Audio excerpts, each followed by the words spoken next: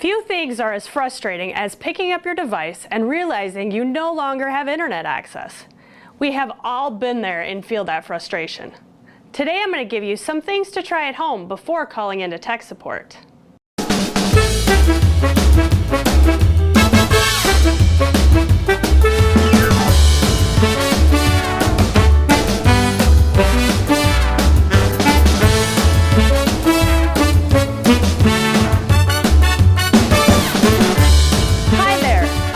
Swenson, a training and education consultant for Consortia Consulting, and today I will be providing some solutions to common Wi-Fi problems.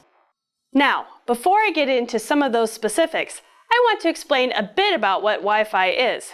If you have a Wi-Fi connection in your home, it's because you have a wireless router connected to broadband. So what does that mean? Well, let's take a look at an example. Think of broadband and Wi-Fi like you might think of a garden hose and a sprinkler head. Your speed of broadband is much like the water pressure of water leaving the hose. Higher bandwidth speeds is like turning up your water spigot to get more pressure. 5 megs of speed is just a trickle of water, where a gig is a fire hose blasting out water. The sprinkler head you have at the end of the hose is much like your wireless router, distributing the signal in a more widespread area. In order to help figure out our common Wi-Fi problems and solutions, I wanted to address some of the frequently asked questions. Let's take a look at our first question. My husband and I are retired and have our internet through our local provider.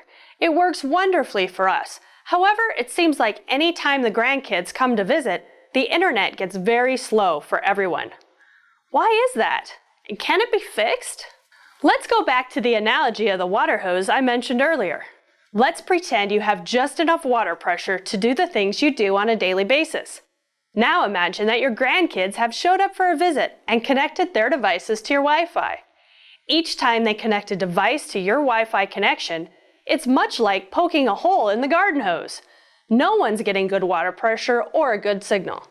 If this is a common problem for you, you might want to consider getting a faster speed on your internet. Contact your provider to find out what it will take to get a higher connection. Let's take a look at another question.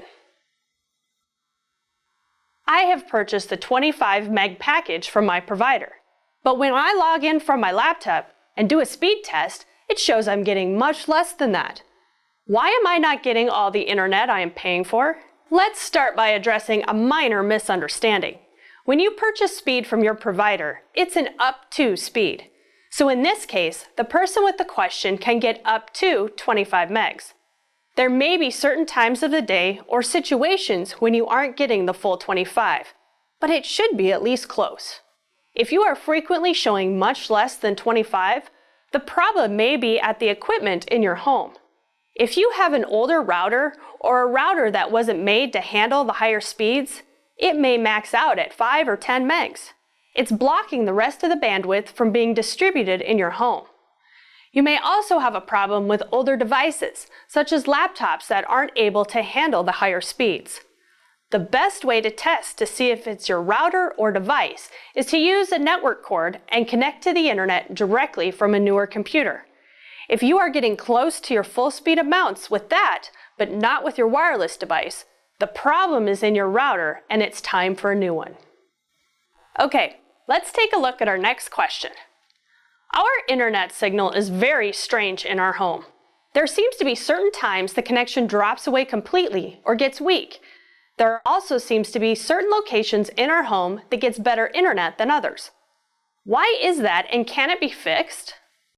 This can be very frustrating. You may need to relocate your wireless router. There are many things that can interfere with the router. You want the router located in a high, central location away from any items that could interfere with the signal. If your router has more than one antenna, you'll want to point these in 2 different directions, one vertical and the other horizontal, for the best coverage. There also could be interference from building materials such as concrete or brick walls. Water can also interfere with the signal, so avoid putting it near a fish tank or water cooler. If you notice it is periodically weak, then strong signals, you may be getting interference from other electronics, such as a microwave, cordless phones, alarm systems, baby monitors, or even the wireless router of a neighbor. You may need to move the router away from the base of any of these devices. Another option would be to change the channel frequency of your router. I admit, this may seem a bit daunting or confusing. However, my trick to do this is Google. If you do a search online for how to change the channel used by my XYZ router, whatever the name of your router is, you will probably find some step-by-step instructions. Make sure you search for your specific brand and model of router. Now, if all of that seems way overwhelming, I completely understand where you're coming from. I often feel the same way when it comes to technology, even though I work with it on a daily basis.